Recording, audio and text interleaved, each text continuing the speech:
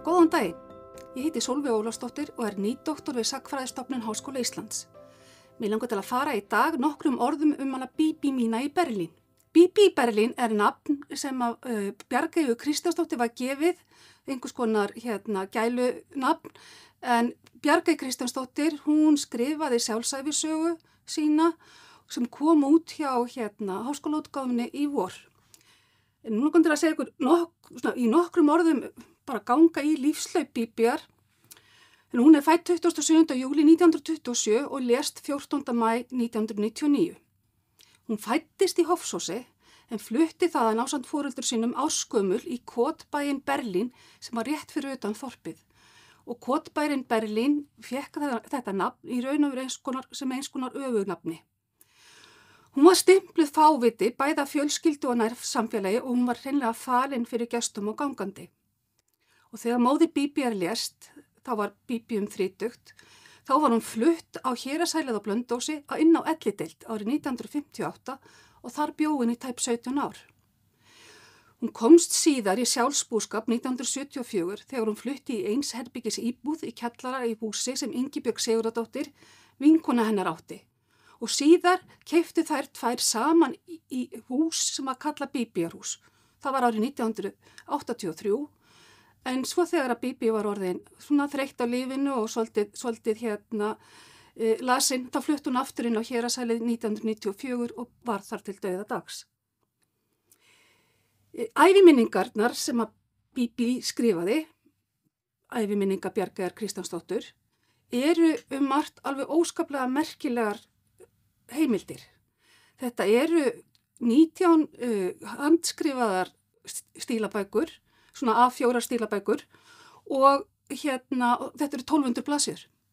Og textin mjög óvanilegur og það ekki bara það að textin eins og þið sjáið á glærunni sé svolítið sérstakur, heldur þá notar hún bæði myndlíkingar, sérstaklega hún náttúrunni undirbyggir textan og alveg glimrandi fyndin. Það að koma við eigin handritið þessum æviminningum, það svolítið sérstakt vegna hún hefur farið aftur og aftur ofan í hvert orð.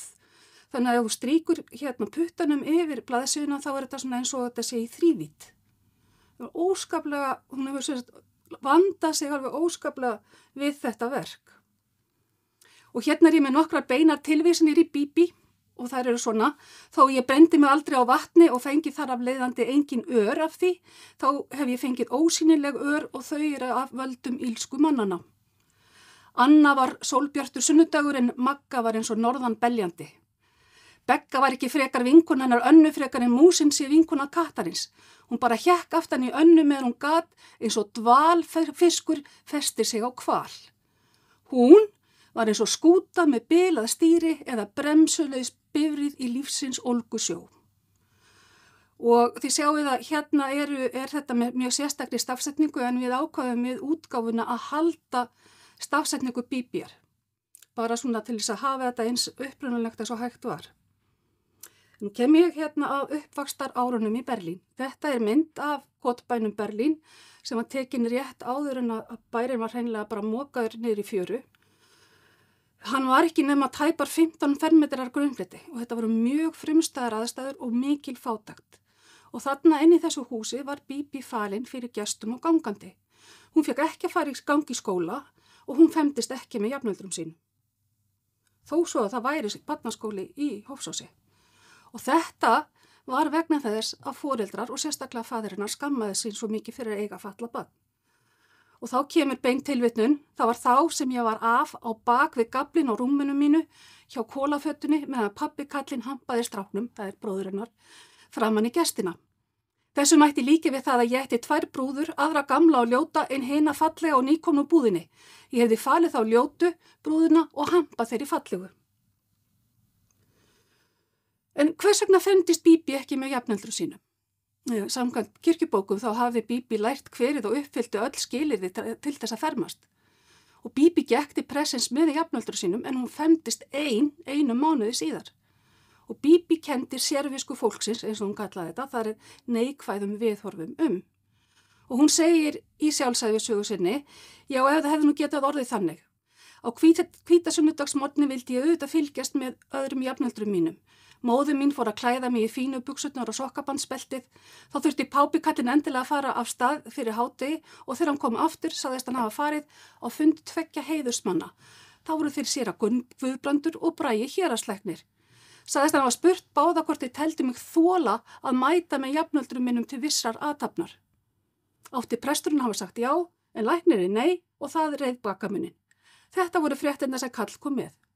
Í þá daga datt mér ekki í hug að tortryggja neitt. Mér fannst leiðinlegt að verða af kirkjuferðinni og missa af því að vera með jafnöldrum mínum og skeldi. Allt var tilbúið, Sigurlaug í Þönglaskála hafði snirt á mér hárið og Anna Páls hafði sett lið í það.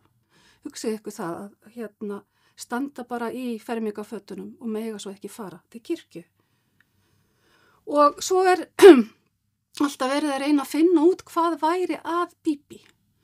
Og 1937 þá segir eða greinir héraðslæknirinn, þessi sami, hana með taugaveiki og presturinn sagði hún væri með beinkrum. Og í viðtölum sem við tókum við aðstandendur Bíbíar í upphafið þessara rannsóknar, þá sögðu þeir frá því að hún hefði fæðst með vanvirkan skeldkirtil, sem að öllum líkindum hefði verið orsök þessara skerðingar, en þetta var ekki greint fyrir löngu síðar. En Bíbí segir sjálf, eitt var að þeir sögðu sína vitlausuna hver sig. Eitt sagði að ég væri með beinkrum, það var vitleysa. Annar sagði að ég væri með bólgna eitla á bak við magan, það var líka vitleysa. Krakkar sem eru með þetta stekka á eðlilegan hátt. Alveg eins fyrir því, það veit ég nú vel. En ég átti að vera aumingi á báða vegu, þar að segja til líkama og sálar. Þarna erum við bæði með upplýsingar úr sögu Bíbíar og svo úr sjúkraskýrslum sem við höfum fengið aðgang að. Hún segir hún hafi verið lögð inn á Landspítala 1970 og þá segir Bíbí sjálf, ég hafði ekki getað lesið áður en ég fór söður fyrir hósta. Eftir að Gógó var farin fór ég að lesa bókina sem hún færði mér og vitið menn, ég hafði bara engan hósta. Hann hafði orðið eftir milli Blönduós og Reykjavíkur. Og þessi ferð þarna 1970 frá Blönduós til Reykjavíkur, þetta var alveg mikil ævintýraferð því þetta var náttúrulega í fyrsta skipti sem hún fór söður á bóginn. Hún hafði aldrei komið til Reykjavíkur.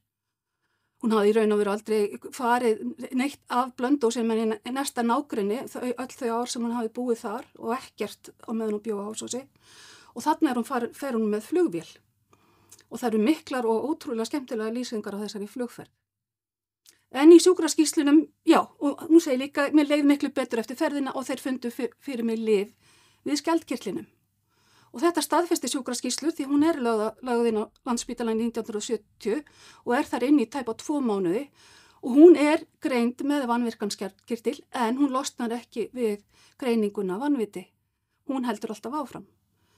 Og svo kemur aftur úr sjúkraskýrslu 1974 og þá verið að segja þegar þetta skeiðið, það að segja þegar hún komst á lyfin, hefur sjúklingurinn verið haldinn á tíróxíni og allt hennar útlit og hegðun gjörbreyst.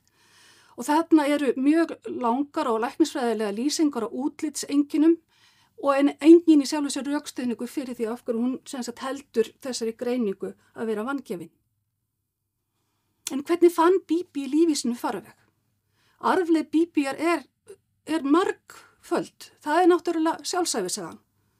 Það garður sem hún fór að búa til 4 kílómetra fyrir utan Blönduós eftir að hún var komin á lyfin. Og brúðusafnið, en hún safnaði dúkkum og ég á eftir að tala það aðeins meira.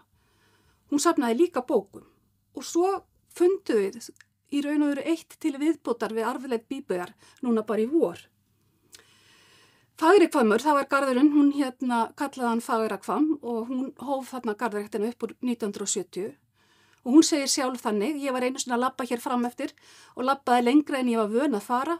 Því ég var komin allangt fram eftir sá ég stóra og sérkennilega gryfju þarna, líkt og þetta væri gryfja sem hefði verið tekin úr í vegagerð, sem líklega hefur verið. Það passar alveg, þetta við Svínvettingabraut. En gryfjan svo arna var full af allskyns rusli, skótaugi, spýtum og hinu og öðru, mér leist þegar í staði vel á staðinn og hún hóf þarna garðrækt og kom upp bæði trjálundi og blómaböðum. En hún fekk aldrei að vera í friði fyrir einhverjum ógnetta krökkum og hún sagði þetta, þeir geta ekki komið því í kollin á sér að blómin eru lifandi verur eins og þeir, en blómin eru bara föst á stönglinum og get ekki farið neitt, en það geta strákarnir hins vegar. Hún tók þetta mjög nærri sér að hún fengi ekki að hafa garðin í friði og það endaði með því að það var starfsfólk hjá Blönduósbæ sem hjálpaði henni að girða hann af, þannig að það var ekki eins auðvelt að skemma hann og eyðileggja. En hún fékk verðlaun fyrir garðin og ég svo gaman að því að sýna þessa mynd því þarna sést líka hvað hún var lítil og það náttúrulega eitt af þessum einkennum vanvirks skjaldkerlis að það fólk hvorki vexni þroskast á eðlilegan hátt. Og viðurkenningin í raun og veru kannski ekki beint út á garðin sjálfan, heldur fyrir alúð umhyggju og hirðusemi við garð sinn, við Svínvetningabraut. Því þangað gekk hún á hverjum degi frá því að snjóa leysti og þangað til að fór að snjóa aftur í mörg ár. Og svo kemur á brúðusafninu og ég hérna með 2 myndir, annars vegar þegar brúðusafni var svona að verða til og svo þegar að fjöldin voru orðin 138 dúkkur. En hún safnaði brúðunum og gaf að lokum Þjóðminjasafni Íslands brúðusafnið árið 1991 og hún gaf þangað yfir 100 brúður. Bíbí sagði þetta og í raun og veru þessar athugasemdir sem hún fékk vegna þess að hún væri að safna brúðum. Það kannski talað svona af því að það heldur ég sé einhver kjáni, en ég það ekki. Þetta fólk sjálft kjánar. En þetta brúðusafn ótrúlega sérstakt og það núna verið að skráða og það verður haldin sýning á brúðusafninu á einhvern hátt núna innan nokkur ára. En hún skilaði hverri brúðu fyrir sig á þennan hátt. Hver brúða fær númer og nafn og svo hérna sagt hvort hún hafi fengið að gefins eða hvort hún hafi keypt hana sjálf. Og þetta dúkkan Rebekka, keypt í Gimli, það búð á Blönduósi, nefnd út í bláin að því undantekningu að ég sá nafnið í blaði sem hvítasunnumenn gefa út og nefnist barnablaðið. Ég vona að þeir reiðist ekki þó að ég tæki nafnið úr blaðinu. Svona hver dúkkan ættfærð og nafngreind. Í lok sjálfsævisögunar þá lætur Bíbí sig dreyma. Hefði ég verið eðlileg. Og hún segir, ég hefði nú saumað fyrir aðra, þó að þetta hefði nú orðið, það að segja, hún hefði orðið eðlileg. Og stunda garðrækt, ef ég hefði verið eðlileg. Og náði mann sem hefði orðið ríkur. En ég hefði ekkert tekið fyrir saumina, hefði það orðið. En ég hefði ekki dottið í huga að hafa ekki eitthvað að gera, auðvitað þess að gera heimilistörfin. Ég hefði ekkert haft á móti því að eignast með honum 8 börn. Ég hefði vanið þau á að hlýða mér skilyrðislaust. Og það var ekki þannig meint að ég ætlaði að taka manninn frá Birgit. Heldur að ég hefði náð í Sigurstein á undan Birgit, hefði ég verið eðlileg. Sigursteinn var læknir á hælinu og Birgit var sænsk konan hans. En hann var í miklu metum hjá Bíbí og hún virti Birgit líka. Svo segir hún, hefði ég unnið mér inn peninga, nótið þess að hafa geta lært fyrir, þá það sem ég hefði haft áhuga á, þá hefði ég lært kannski garðyrkju og saumaskap. En hún saumaði á dúkkurnar sína og það áttu mörg setta af fötum hver. En hver var Bíbí í Berlín? Það sem einkennir í raun og veru söguna bæði hennar sterki persónuleiki, þessi mikla þrautsegja og andóf gegn aðstæðum. Hún var manneskja með tilfinningar, vonir og þrár. Og þrátt fyrir margþætta mismunun í lífi Bíbíar, þá hafði henn einstaki persónuleiki segla og andof gegn aðkasti og bara öllum þeim fötlunarfordómum sem lenti áhrif á það hvernig hún skilgreindi sjálfa sig. Hún hafði sterka lífslöngun og hún fann lífi sínu farveg á margvíslegan máta eins og við höfum séð. Hún vann líka marga sigra og hún fann fyrir stolti og þeir blésu henni kjark í brjóst. Og svo þegar hún lítur þarna yfir farin vegi í lokasögunni, þá gleðst hún yfir því sem hún hefur áorkað í lífinu, ekki síst að hafa með ýmsum hætti sannað hæfni sína og getu og leið augra því vanmati sem hún mætti svo oft hjá samferðafólki sínu, alveg frá fyrstu dögum. En við fórum bæði á Blönduós og eftir að bókin kom út og líka á Hofsós og við fengum leyfi til þess að birta bara úr spjalli á Facebook síðunni Brottfluttir Blönduósangar og það kona sem segir, ég var að ljúka við að lesa þessa ótrúlegu bók, ég man Bíbí vel. Ég man að þegar ég spurði þá úlengur í sveitinni hver þessi kona, þá fékk ég svarið, þetta bara Bíbí. Ég held að margir af mínur ekki hafi tekið það svar gott og gilt og ekki búist við neinum andlegum afrekum á borði þessa söguritun hennar, sem mér finnst mögnuð og eiginlega ótrúlegt afrek með aðstæður hennar og kjör í æsku. Og svo í Hofsósferðinni þá duttum við niður á fjársjóð. Og þetta fjársjóðurinn. Við fundum sem sagt í húsi sem hefur ekki verið hitað upp í nær 30 ár, dagbækur hennar og annála og bundið mál. Og ástæðin fyrir því að ég sýni ykkur þessa mynd sem er af svölunum heima hjá mér, það er svo óbúslega mikil fúkkalykt af þessum gögnum að ég reyndi hvað ég gat að bara hafa viðræðar út í allt sumar og nú er það geymdar í lokuðum plastkassa því að ennþá er þetta alveg svakalega lykt. En ég tók mig til og það er þetta innan 100 blaðsíðna annáll í bundnu máli sem að hún skrifaði og orti í tilefni þess að þegar hún var búin að vera 10 ár á ellideildinni, þá var hún fertug þegar hún orti þetta. Og hér með smá brot, ég ætla nú ekki að lesa þetta er meira að minna bara svona dæmi það hvernig hún er að tala ævi sína. Hún segir það eru liðin bráðum 10 ár síðan ég steig mín fyrstu spor, ýmist fallegt eða leiðilegt hjá mér. Á ég að kenna Jönu frænku það er satt móðursystir hennar. Hún vildi koma mér á þennan stað og hafa mig svo þar í bili og klessa mér svo niður á fávitaheimili. Og það var alveg tilfellið að hún átti að fara á Kópavogshæli, en það var bara ekki pláss fyrir hana þar, þannig að Héraðshælið og Blönduós átti að vera bara svona einhvers konar bara biðstöð fyrir hana, að bíða í þangað hún færi, en sem betur fyrir þá fekk hún að vera þar áfram. Og svo er þarna mynd af Héraðshælinu, þegar hún kemur þarna 30 aldri, nýbúin að missa mömmu sína, að þá sem sagt fer hún hafði bara aldrei farið held í upp tröppur á ævinni. En þarna er henni komið fyrir upp á 4. hæð í þessu myndarlega húsi sem þá nýbyggt. Og hún yrkir þetta þarna þegar hún vaknar eftir fyrstu nóttina, þegar ég kom á fætur í fyrsta sinn hér og var búin að snýta.